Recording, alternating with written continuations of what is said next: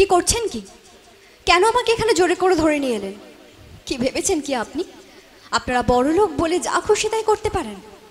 একটা কথা মাথায় রাখবেন গিনি ম্যাডাম, আপনি অন্যায় করেছেন। আপনি আমার মায়ের সঙ্গে অন্যায় করেছেন, আমার বোনের সঙ্গে অন্যায় করেছেন, আমার বাবার সঙ্গে অন্যায় করেছেন। যদি ভগবান বলে কিছু থাকে না, তাহলে এর শাস্তি আপনি একদিন ঠিক পাবেন। যেই অজিত কর্মকারকে আপনি সহ্য করতে পারেন না, যেই পুষ্পপাতা নেকলেসের জন্য আপনি এতটা নিচে নামতে পারেন, একদিন একদিন ওই পুষ্পপাতা নেকলেস ওই অজিত কর্মকারের মেয়ের গলাতেই উঠবে। সেটা জড়োয়া হোক কি ঝুমকো, কথাটা মাথায় রাখবেন। Thank you. আমাদের সিটি লাইফ মিউজিক্যাল ট্রুপের এক্সক্লুসিভ আর্টিস্ট, যাকে আমরা প্রত্যেকটা মানুষ চিনি, টিভির পর্দাতেও দেখেছি, জি বাংলা এবং স্টার জলসার ব্যস্ততম সিরিয়াল আর্টিস্টকে ওয়েলকাম জানাবো, Ankita Majumdar. Please welcome the stage miss Ankita Majumdar.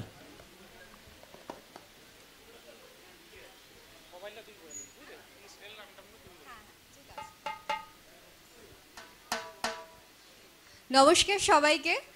এত সুন্দর সুন্দর গান শোনার পর তো ভীষণ এনার্জেটিক ফিল করেছি, কারণ অনেক দূর থেকে এসেছি, সেই কলকাতা থেকে। আর আমার সম্বন্ধে আমি আর কি বলবো, আপনারা নিশ্চয়ই আমার সিরিয়াল দেখেছেন। এই মুহূর্তে আমি গৌরী এলো এবং রাঙাবউ করছি জি বাংলার পর্দায়।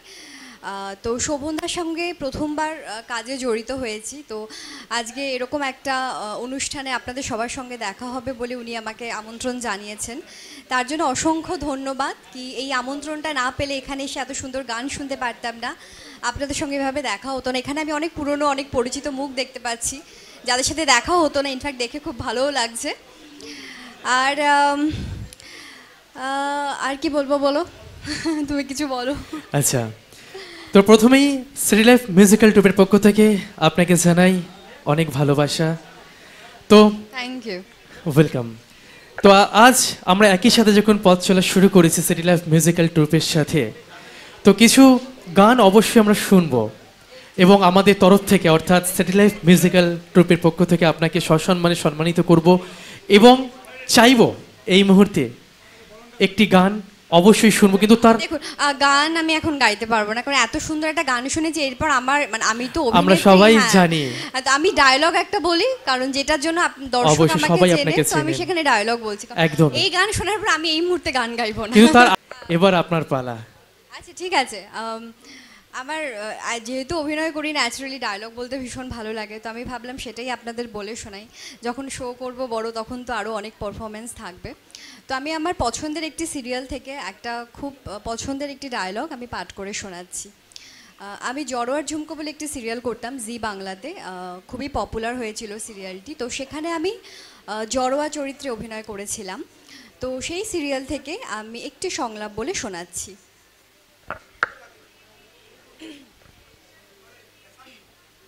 মানে ওই সিরিয়ালে যিনি ভিলেন ছিলেন গিনি ম্যাডাম, তার সঙ্গে এই সংলাপটা।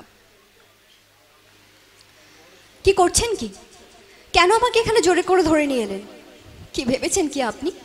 আপনারা বড়লোক বলে যা খুশি তাই করতে পারেন? একটা কথা মাথায় রাখবেন গিনি ম্যাডাম, আপনি অন্যায় করেছেন। আপনি আমার মায়ের সঙ্গে অন্যায় করেছেন, আমার বোনের সঙ্গে অন্যায় করেছেন, আমার বাবার সঙ্গে অন্যায় করেছেন। যদি ভগবান বলে কিছু থাকে না, তাহলে এর শাস্তি আপনি একদিন ঠিক পাবেন।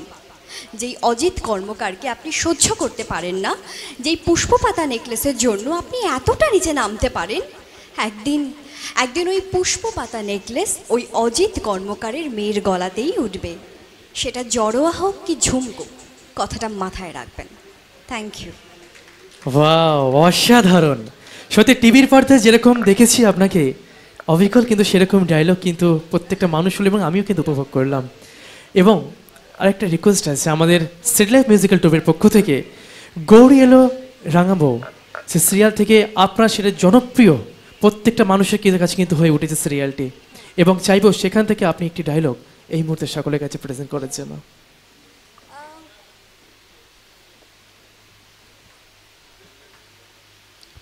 আর সেভাবে তো এখন মনে নেই, মানে এত সংলাপ রোজ বলতে হয়।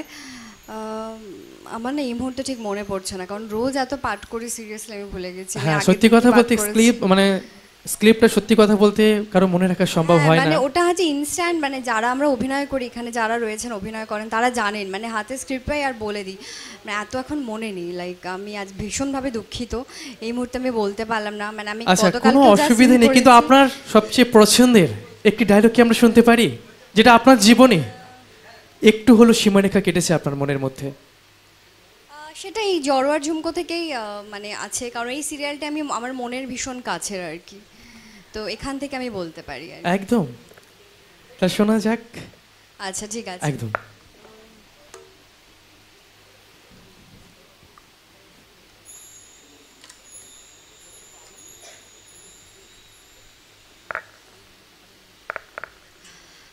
আমি পারবো, দেখিয়ে দেব আমি, যারা আমার সঙ্গে অন্যায় করেছে তাদের সবার প্রতি দেখিয়ে দেব আমি, যারা আমার গলা থেকে পুষ্পপাতা নেকলেস ছিনিয়ে নিয়ে গেছে, যাদের জন্য আমি নদীতে ঝাঁপ দিয়ে মরতে গেছিলাম, সেই বাড়ির বউ হয়ে ছি আমার বোন অন্যায় করেছে, একদিন আমি ওই বাড়ির বউ হয়ে ওই পুষ্পপাতা নেকলেসের অধিকারী হয়ে আমি দেখিয়ে দেব আমার বাবাকে এত অপমান করা কে ভালো গয়না বানাতে পারে, আমি দেখিয়ে দেব সেটা, যে জড়োয়া না ঝুমকো কে ভালো গয়না বানাতে পারে সেটা আমি দেখিয়ে দেব।